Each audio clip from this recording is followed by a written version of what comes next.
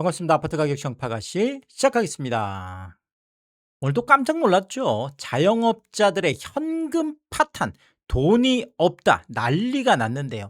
대출액은 최대인데 연체율은 고공행진을 하고 있고, 자, 이러다 보니까 연체액마저도 최대가 되면서 은행들이 지금 더 난리가 났습니다. 한국은행 속보로 이제 터진 걸 보면 올해 1분기 자영업자 금융기관 총 대출액이 작년 말보다 무려 1분기 만에 2조 6천억, 3조 가깝게 갑자기 또 폭증을 했습니다. 그래서 자영업자들의 총 대출액이 1,100조 원. 와, 정말 지금 자영업자들의 지금 이 현금 파탄 문제, 지금 돈이 없는 문제, 자, 이런 것들이 지금 위태위태한데도 계속 빚을 내서 빚을 갚는 지금 이런 상황으로까지 보여지는데 역대 최대액을 기록하면서 자, 이 1,100조 원이 터지면 어떡하냐? 뭐 은행들 입장에서는 전전긍긍 할 수밖에 없는 상황이고요. 자, 이 가운데서 3개 이상의 금융기관에서 대출을 받았다. 뭐 잘 아시겠지만 이게 돌려막기라고 하잖아요. 빚을 내서 빚을 갚는. 근데 이게 3개 이상을 돌려막기를 하면 사실상 뭐 은행권에서도 나온 얘기는 그러면 이제 다른 은행에서 이제 더 돌려막기가 안 된다고 하거든요. 그래서 보통 이제 이런 분들을 다중채무자다 이렇게 얘기를 하는데 이 다중채무자가 무려 163만 명이에요. 근데 이 163만 명의 대출 잔액이 645조 원입니다. 아까 1,100조 원 중에서 645조 원이면 거의 60% 가까운 이 어마어마한 잔액이 다중채무자들이고 결국은 이 645조 원이 시한폭탄으로 째깍 지금 돌아가고 있다라는 건데, 자, 이러니까 지금 금융기관들이 완전 지금 좌불안석인 이런 지금 상황까지 와 있습니다. 여기에다가 연체율이 빠르게 증가하고 있기 때문에 금융기관들이 지금 긴장을 하는 거죠. 작년 말에 1.86%. 사실 1.86%라는 건 어마어마한 연체율이거든요. 자, 그런데 작년 말에도 심각하다 난리가 났는데 올해 1분기 또 1분기 만에 2%를 넘었어요. 정말 있을 수 없는 이런 일이 벌어진 거죠. 그래서 올해 1분기가 2.04%. 이게 2015년 아시겠지만 저축은행 사태 뭐 이때 터지고 뭐 난리 났었던 이때로 제가 기억을 하는데 2015년 2.08% 이후에 11년 만에 가장 높은 연체율이 되겠습니다. 그래서 도대체 이렇게 연체율이 막 쌓이기 시작하면 이게 엎친 데 덮친 격으로 사실 돌아가는 악순환이 되는 거잖아요. 더 심각한 문제는 바로 이 부분입니다. 자, 지금까지 우리가 연체율이라고 하면 저소득 이 자영업자들, 조금 이제 영사 자영업자라고 하잖아요. 자, 그런데 뭐 의사나 변호사, 최근에 뭐 의사 변호사들도 뭐 폐업하고 있다 이런 뉴스들도 막 왕왕 지금 들리고 있고, 의사 뭐 변호사들이 뭐 파산하면서 결국 막 아파트가 경매로 넘어오고, 제가 이런 부분들 뭐 계속 좀 말씀드렸죠. 그래서 강남권에도 엄청 많은 아파트들이 뭐 강제 경매, 임의 경매, 보증금을 못 돌려줘서 쏟아지고 있고, 이 모든 것들이 알고 봤더니 고소득 자영업자들도 연체율이 심각한 상황인데 어느 정도냐? 지금 1.6%까지 폭증을 했습니다. 이게 2015년에 1.61% 이후에 11년 만에 가장 높은 지금 이런 상황이어서, 자, 지금 뭐 영사 자영업자뿐만 아니라 고소득 자영업자들까지도 뭔가 지금 심각한 상황으로 돌아가고 있다. 일단 이렇게 판단이 되어집니다. 이게 끝이 아니죠. 이금융권의 자영업자 연체율은 정말 제가 봐도 이게 정말 이게 가능한 일인가 싶어요. 지금 전체 연체율이 이금융권은 무려 2.38%입니다. 아까 뭐 전체 금융권이 2% 넘어서서 지금 뭐 11년 만에 최고치다 난리 났다 난리 났다고 했는데 이 금융권은 무려 5.38이고 저축은행 같은 경우에는 12.79%, 거의 뭐 13%에 가까운 정말 충격적인 연체율을 보여주고 있어서 이게 지금 터지기 시작하면 일파만파 정말 엄청난 상황들이 될 걸로 뭐 우려가 되고 있어요. 절대 이제 그런 일이 없긴 해야 되겠죠. 자, 그런데 제가 이렇게 또 말씀드리는 이유가 이런 상황에서 7월 16일 이번 주 오는 주 이제 목요일입니다. 이번 주 목요일 날 한국은행이 기준금리 인상이 이제 확실시 되고 있습니다. 일단은 베이비 스텝이 유력하고 더 심각한 경우에는 뭐 빅스텝까지 얘기를 나오는데 일단은 베이비 스텝이라고 하더라도 7월에 일단 기준금리 인상, 이게 근데 끝이 아니죠. 지금 10월에 한 번 더 기준금리 인상이 예정이 되어 있고요. 이렇게 되면 2.5% 기준금리가 지금 3%까지 올라가고, 이게 올해가 끝이 아니라 지금 내년에도 지금 계속돼서 내년에 3.5%까지 이야기가 나오고 있습니다. 그러니까 기준금리 인상은 아직 하지도 않은 거예요. 이 하지도 않은 상태에서 자영업자들의 연체율이 폭발적으로 지금 늘어나고 있는 이런 상황인데, 자, 여기에다가 기준금리 인상이 계속 지금 일어난다라면 이 자영업자들이 버틸 수 있을까요? 자, 그리고 아시겠지만 금리가 인상이 되면 소비가 빠르게 냉각됩니다. 굉장히 빠르게 냉각이 됩니다. 그래서 이런 것들 때문에, 아니 왜냐하면 뭐 집 담보로 뭐 집 사신 분들, 이런 분들 갑자기 막 이자가 올라가면 겁나서 누가 소비를 하겠어요. 자, 이것이 뭐 지금 많은 지금 뭐 타격을 가져올 걸로 보여지는데, 자, 이렇게 되면 자영업자들의 폐업이 쏟아질 거다, 이런 전망이 많이 나오고 굉장히 안타까운 이런 상황들인데요. 자, 그런데 이미 자영업자 폐업 이거는 정말 심각한 단계까지 가 있죠. 2024년에 100만 명이 폐업을 하면서 뭐 난리가 났었고, 자, 그런데다가 지금 작년도 97만 명이 폐업을 했습니다. 매년 100만 명씩 지금 폐업을 하고 있는 상황인데, 자, 올해도 뭐 더 심각하면 더 심각한 상황으로 가고 있고, 이미 뭐 그런 많은 지표들이 지금 쏟아지고 있는 상황이고요. 자, 그리고 창업 이후에 알고 봤더니 90% 이상이 폐업을 하는데 3년 미만이 50.9%, 저도 깜짝 놀랐습니다. 아니 거의 51%, 절반 가까운 분들이 3년이 안 돼서 문을 닫는다는 거잖아요. 그러면 뭐 거기에 들어가는 뭐 인테리어 비용이라든지 뭐 권리금이라든지 아니면은 또 뭐 대출 뭐 냈던 거, 야, 정말 상상을 초월하는 일들이 사실 벌어지죠. 뭐 이게 뭐 폐업이라는 게 그렇습니다. 그리고 3년에서 10년도 35.5%, 10년 이상도 13.7%나 됩니다. 저도 깜짝 놀랐어요. 아니 10년을 버틴 분들도 거의 뭐 한 10개 중에 1개 정도가 이제 문을 닫을 정도라니까 뭐 대부분 90% 이상이 이렇게 폐업을 하는 거죠. 그런데 이 폐업 이유가 뭐 당연히 매출 부진이, 아니 장사가 잘 되는데 폐업할 이유는 크게 많이 없잖아요. 그래서 폐업 이유가 71% 정도가 장사가 안 돼서 그렇다, 매출이 부진해서 그렇다, 지금 뭐 수익이 안 된다라는 거죠. 정말 심각한 상황으로 지금 가고 있고요. 상황이 이러니까 국세청 발표를 보면 신규 사업자가 4.1%가 줄었는데 5년 연속 감소세. 아니 지금 이런 거 보고 누가 창업을 하겠어요. 뭐 이거 뭐 정말 야, 겁나시 할 수가 없는 상황입니다. 이런 정말 참담한 상황. 자, 그런데 지금 방금 또 사상 초유 사태가 터졌습니다. 저도 깜짝 놀랐고 지금 뭐 전국이 발칵 뒤집혀진 뭐 이런 상황인데, 대형마트 2위까지 갔던 뭐 우리나라의 대표적인 대형마트, 뭐 이거 뭐 대한민국에서 홈플러스 모르는 사람 없을 정도잖아요. 그래서 이 홈플러스가 결국 문을 닫았다는 뉴스가 오늘 뭐 엄청나게 쏟아졌습니다.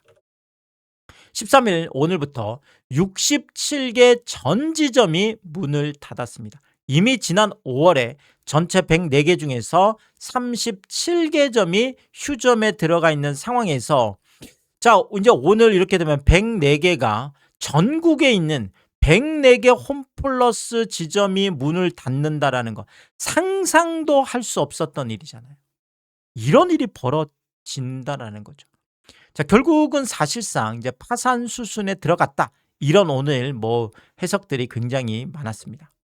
자, 오늘 홈플러스에서 나온 이야기를 보면 운영 자금이 모두 고갈됐다.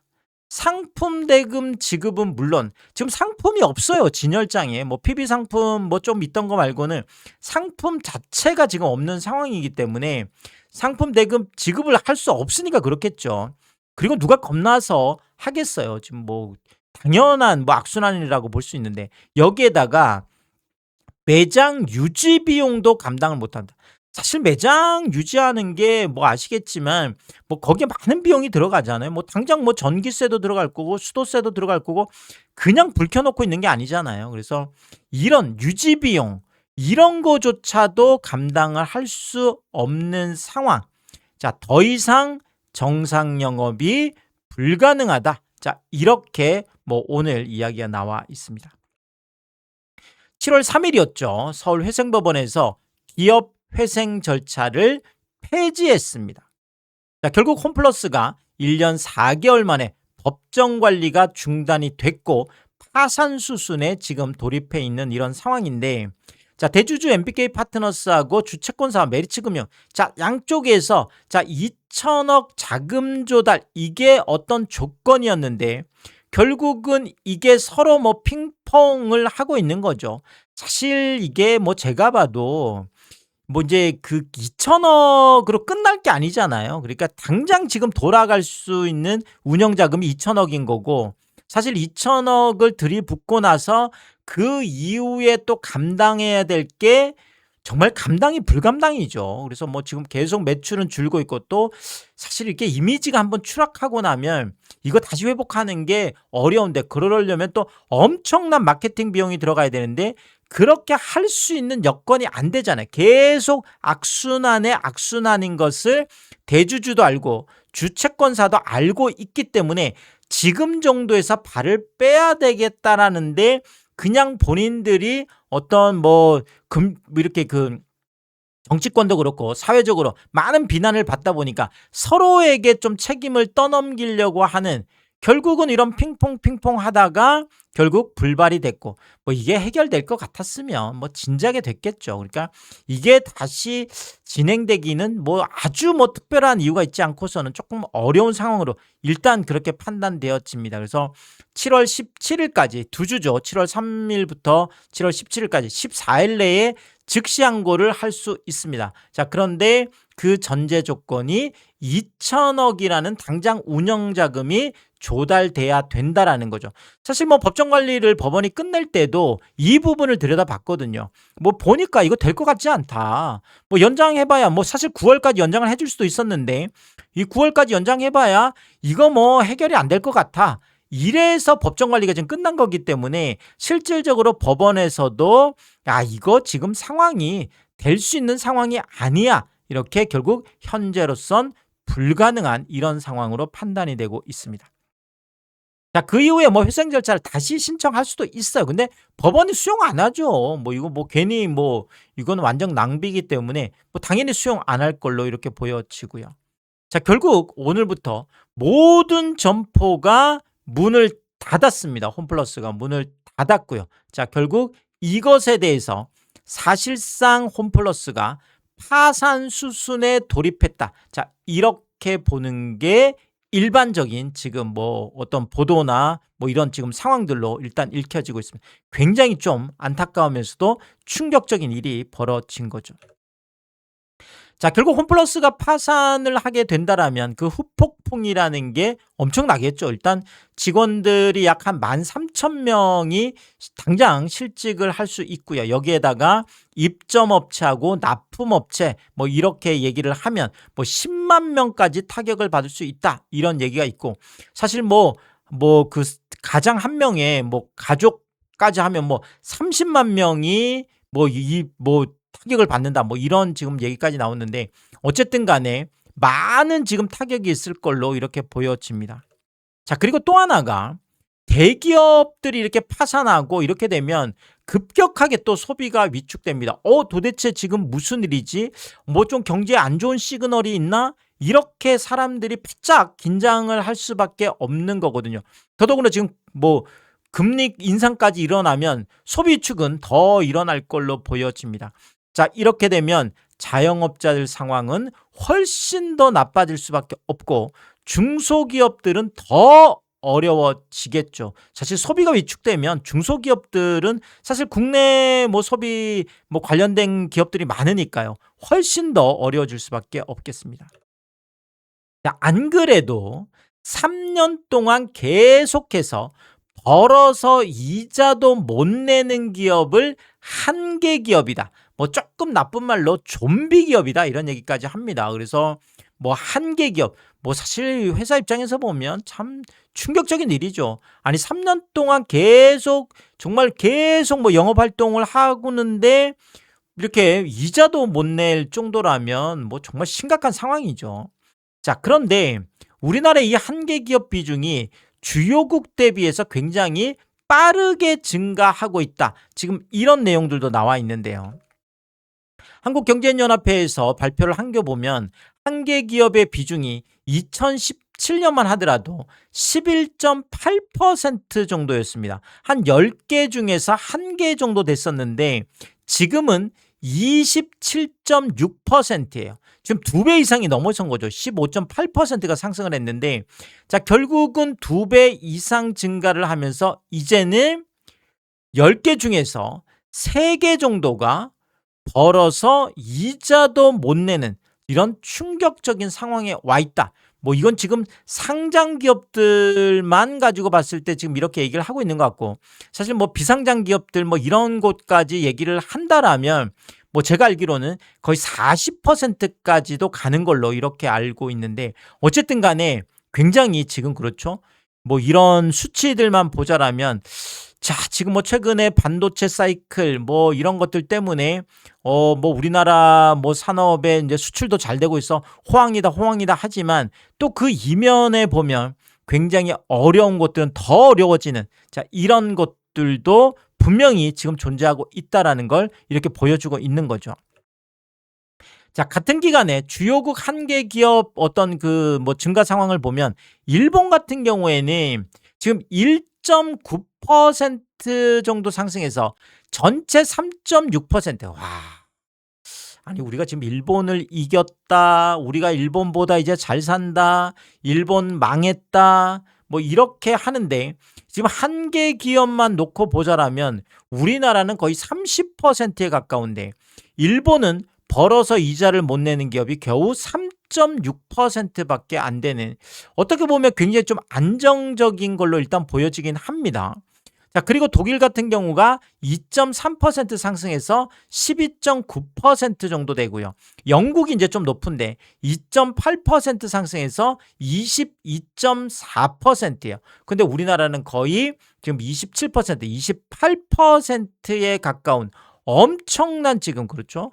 그래서 뭐 주요국들하고 비교를 해보더라도 우리나라 한계 기업이 굉장히 빠르게 증가하고 15.8%, 16%가 증가를 한 거잖아요. 16%가 증가를 했고 또 전체적으로 보더라도 거의 30%에 가깝기 때문에 주요국하고 비교해봐도 우리나라 기업들이 굉장히 어려운 길을 가고 있다. 이거는 지금 분명하게 확인이 되고 있고요. 자, 결국 대기업이 파산을 하고 이런 뭐 홈플러스 같은 이런 어마어마한 대기업이잖아요. 이런 곳들이 파산을 하고 자, 여기에 따라서 중소기업하고 자영업자들이 어려워지고 뭐 금리 인상 때문에 소비가 또 위축되면 더 힘들어지겠죠. 자, 이런 상황이라면 자, 중장기 투자를 감당해야 되는 게 부동산 투자, 아파트 사는 거잖아요. 보통 우리가 아파트 담보 대출 받을 때 짧아야 20년이고 일반적으로는 30년 동안 원리금을 갚아야 되니까 뭐 2, 30년은 생각하고 사실 아파트를 사는 건데 아니 내가 직장이 불안해지고 내가 우리 회사가 어려워지면 아니 집 살 마음이 나겠어요? 집 못 사죠 사실은. 이렇게 되면 부동산 수요가 급감할 수밖에 없고, 안 그래도 지금 뭐 7월 들어서서 완전히 지금 뭐 거의 꺾여 있어 뭐 제가 계속 살펴드리고 있는데 거래가 거의 완전 괴멸 정도 상황인데, 자 이런 일들이 지금 벌어지고 여기에다 금리 인상까지 하게 되면 더더더더 수요는 급감할 수밖에 없겠다 이렇게 말씀을 드리면서, 자 이렇게 되면 집값은 엄청나게 폭락할 수밖에 없겠다. 자 요렇게 일단 정리를 드리도록 하겠습니다. 자 오늘도 유튜브 쇼핑까지 시청해 주신 여러분들, 저의 찐 시청자분들이다, 찐 구독자분들이다, 항상 크게 감사의 말씀을 드리겠습니다.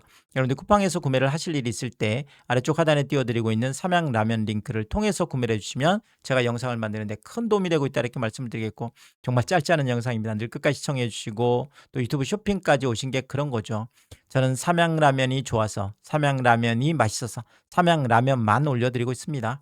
삼양라면만 구매를 해주셔도 감사한데, 많은 분들이 뭐 작은 것 하나 구매하실 때도, 가끔 또 고가 제품 구매하실 때도 이 삼양라면 링크를 통해서 구매를 해주셔서 참 번거롭고 귀찮은 일이죠. 그럼에도 불구하고 저에게 도움이 되라고 이렇게 또 마음 써주시는 거를 볼 때마다 제가 매일 이렇게 확인하면서 깜짝깜짝 놀랍니다. 와, 이런 것까지 구매를 해주신다고?